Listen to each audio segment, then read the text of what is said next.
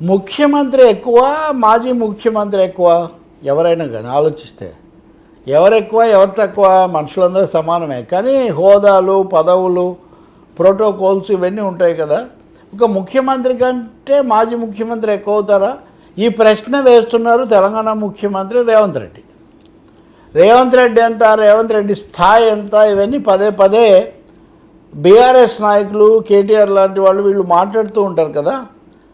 కేటీఆర్ అయితే కనుక గతంలో రేవంత్ రెడ్డి కాదు రవ్వంత రెడ్డి ఇంతే ఉంటాడనేవాళ్ళు. రవ్వంతో కొండంతో ఆయన ఎన్నికల్లో గెలిచి ముఖ్యమంత్రి అయ్యారు. తప్పకుండా 10 ఏళ్ల బీఆర్ఎస్ పాలనకు ముగింపు పలికి ఏడాదికి పైబడి ఆయన పాలిస్తూ ఉన్నారు.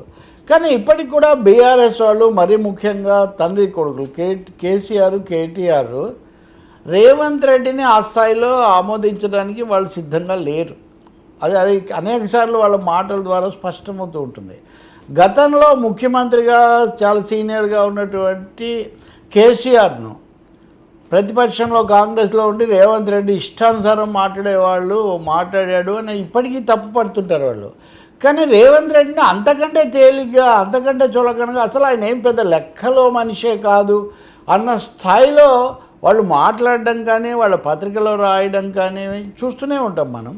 దీని మీద రేవంత్ రెడ్డి నిన్న మీడియా చిట్ చాట్ చేశారు. ఆయన ఇదొక మంచి లక్షణం. అసలు ముఖ్యమంత్రులు మీడియాతో మాట్లాడడమే అరుదైపోతున్న కాలంలో గతంలో జగన్మోహన్ రెడ్డి కానీ, ఇప్పుడున్న ప్రధానిగా ఉన్న నరేంద్ర మోదీ కానీ ఏ రోజు మీడియా కాన్ఫరెన్స్లో మాట్లాడలేదు. కానీ రేవంత్ రెడ్డి మాత్రం చిట్ చాట్ కూడా ఇష్టాగోష్ఠిగా కూడా మాట్లాడుతున్నారు. ఇష్టాగోష్ఠిగా మాట్లాడుతూ ఆయన మాట అన్నారు, నిజమే మా ఇద్దరి స్థాయి ఒకటి కాదు, నేను ముఖ్యమంత్రిని, కేసీఆర్ మాజీ ముఖ్యమంత్రి అన్నారు. ఈ స్టేట్మెంట్లు ఏం తప్పులేదు. ఎందుకంటే ముఖ్యమంత్రి ఎక్కువ, మాజీ ముఖ్యమంత్రి ఎక్కువ, వాళ్ళు చూసుకోవచ్చు. మాజీ ముఖ్యమంత్రులు లేకపోతే ఇంకా ముఖ్యమంత్రి స్థానం కోసం ప్రయత్నించే వాళ్ళు ఇప్పుడు బీజేపీ ఉంటుంది. 2-3 ముఖ్యమంత్రి అభ్యర్థులు ఉంటారు అక్కడ. వీళ్ళలో ఎవరు ఎక్కువ ఎవరు తక్కువ? కేంద్ర మంత్రులు ఎక్కువ, ముఖ్యమంత్రి ఎక్కువ? ఈ ప్రశ్నలు ప్రజాస్వామ్యంలో ఎవరికి ఉండే స్థానం, ఎవరికి ఉండే పాత్ర వాళ్ళకు ఉంటాయి. కానీ చులకన చేయడము, లేకపోతే వీళ్ళు అసలు లెక్కలో వాళ్ళే కాదనుకోవటం మటుకు అది ఏ విధంగా చూసినా అదంత సమంజసమైన విషయం కాదు. రేవంత్ రెడ్డి తన తరఫున ఒక బలమైన సమాధానం వెళ్ళాలి అని భావించినట్టుగా ఉన్నారు. కిషన్ రెడ్డికి కూడా ఆయన గట్టి జవాబే చెప్పారు. పదే ఈ మధ్య కిషన్ రెడ్డి, బండి సంజయ్ రాష్ట్ర ప్రభుత్వం మీద దాడులు ఇవన్నీ పెంచుతున్న సమయంలో రేవంత్ రెడ్డి దానికి చెప్పారు, కిషన్ రెడ్డి గారు రాష్ట్రానికి రావాల్సిన నిధులు కనుక తీసుకొస్తే నేనే సన్మానం చేస్తాను అని కూడా ఒక ప్రకటన చేశారు. మరి సన్మానం చేయించుకుంటారో లేదో మనకు తెలియదు. కానీ ఇంకో మాట అన్నారు, రీజనల్ రింగ్ రోడ్ ఆర్ఆర్ఆర్కు ఎన్ని రోజులకు మేము కేటాయించినా కానీ రాష్ట్ర ప్రభుత్వం భూసేకరణ చేయలేదు కాబట్టి మేము శంకుస్థాపన చేయటం లేదన్న పద్ధతిలో కిషన్ రెడ్డి చెప్పారు. దానికి కూడా రేవంత్ రెడ్డి ఒక కౌంటర్ ఇచ్చారు. ఏమని అంటే, మీరేమో మేము శంకుస్థాపన చేయలేదంటే, భూసేకరణ చేయలేదంటారు, మీ తరఫున ఉన్నటువంటి మీ ఎంపీ లక్ష్మణ్ కానీ, మీ మరో మంత్రి బండి సంజయ్ కానీ, అలాగే ఎంపీగా ఉన్న ఈటెల రాజేందర్ కానీ భూసేకరణ చేయకుండా మాకు అడ్డుపడుతూ ఉంటారు. అంటే డబుల్ యాక్షన్ మీరే చేస్తున్నారు, మీరే విమర్శిస్తున్నారు, మీరే విఘాతాలు కలిగిస్తున్నారని తీవ్ర స్థాయిలోనే వాళ్ళ మీద కూడా పడ్డారు. ఇక్కడ తమాషా ఏమంటే, ఈ మధ్య కాంగ్రెస్ సీనియర్ నాయకుడు లేదా ప్రతిపక్ష నాయకుడిగా ఉన్నటువంటి రాహుల్ గాంధీ గుజరాత్లో మాట్లాడుతూ, మా పార్టీలో ఉన్న కొంతమంది బీజేపీకి అనుకూలంగా వ్యవహరిస్తూ ఉన్నారు గుజరాత్లో, అటువంటి వాళ్ళందరికీ కూడా పాఠం చెప్తాము అన్నారు. సో కాంగ్రెస్లో ఉండి బీజేపీకి, మోదీకి అనుకూలంగా ఉంటారని రాహుల్ గాంధీ చేసిన ఈ వ్యాఖ్యలు రేవంత్ రెడ్డికి వర్తిస్తాయి అని బీఆర్ఎస్ వాళ్ళు సిద్ధాంతం తీసుకొస్తున్నారు. అంటే ఇది మూడో పార్టీ బీఆర్ఎస్. నిజానికి బీఆర్ఎస్ అడుగడుగునా బీజేపీకి ఉపయోగపడుతుంది. తన పార్లమెంట్ సీట్లు 8 కదా వచ్చాయి, ఓవైసీది ఒకటి.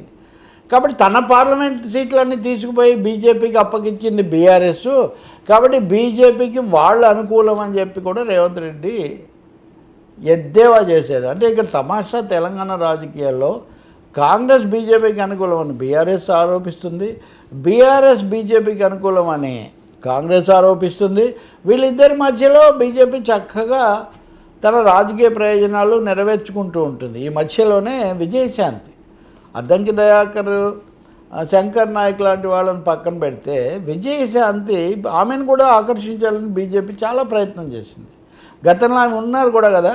కానీ ఆమెను ఎమ్మెల్సీని చేయడం ద్వారా కాంగ్రెస్ పార్టీ మళ్ళీ కట్టడి చేసి తమ పార్టీలోనే ఆమె కొనసాగేట్టుగా కూడా చేసుకున్నారు. అందుకనే అనేక ప్రతివ్యూహాలు తెలంగాణ రాజకీయాల్లో నడుస్తున్నాయి. కాంగ్రెస్లో అంతర్గతంగా చేసే పోరాటంతో పాటు రేవంత్ రెడ్డి బీఆర్ఎస్కు ఎలాంటి అవకాశం లేకుండా అంత దూరంలో ఉంచాలనేది మటుకు గట్టిగా ఆ దిశలో ఆయన మాట్లాడుతున్నట్టుగా ఉన్నారు.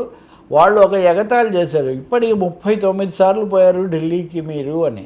అంటే రేవంత్ రెడ్డి కాంగ్రెస్ అధిష్టానాన్ని, రాహుల్ గాంధీని ప్రసన్నం చేసుకోవడానికి ఇన్నిసార్లు ఢిల్లీ వెళ్ళారు అని ఎగతాళి బీఆర్ఎస్ వాళ్ళు చేస్తే, రేవంత్ రెడ్డి ఏమాత్రం వెనక్కు తగ్గలేదు. సరిగదా 39 సార్లు కాదు, అవసరమైతే నేను 99 సార్లు పోవడానికి కూడా సిద్ధంగా ఉన్నానని ప్రకటించారు. కాబట్టి తప్పకుండా కాంగ్రెస్ లేదా బీజేపీ ఏ జాతీయ పార్టీ అయినా సరే వాళ్ళు ఢిల్లీలో వాళ్ళ నాయకత్వం ఉంటారు. వాళ్ళు అక్కడికి వెళ్ళి వాళ్ళ వ్యవహారాలు వాళ్ళు చక్కబెట్టుకుంటారు. దాన్నేం తప్పట్టాల్సిన అవసరం లేదు. ఖచ్చితంగా చెప్పాలంటే రేవంత్ రెడ్డి ఢిల్లీ వెళ్తున్న సమయంలోనే కేటీఆర్ కూడా కొన్ని అపాయింట్మెంట్స్ తీసుకొని ఆయన కూడా ఢిల్లీ వెళ్ళారు. కాబట్టి తెలంగాణ రాజకీయం ఇప్పుడు ఒక ముక్కోణ రాజకీయం, ట్రయాంగిల్ ఫైట్ లాగా ఇది నడుస్తూ ఉంది. ఇందులో రెండో స్థానం ఇప్పుడు అధికారంలో ఉన్న కాంగ్రెస్ను ముఖాముఖి ఢీకొనేది బీజేపీ కాంగ్రెస్ మధ్యలోనే ఈ మెయిన్ ఫైట్ జరుగుతుంది. బీఆర్ఎస్ ఇంకా కోలుకోలేకపోతుంది అన్న అభిప్రాయం పరిశీలకుల్లో లేకపోతే కొంతమంది ప్రజల్లో కూడా వస్తుంది. దీన్ని పోగొట్టుకునే విధంగా బీఆర్ఎస్ ఏం చేస్తుంది అనేది ఒకటైతే, రేవంత్ రెడ్డి మీద దాడి చేయటం ఒక్కటే బీఆర్ఎస్ను కాపాడలేదు అని మటుకు స్పష్టంగా చెప్పాల్సి వస్తుంది.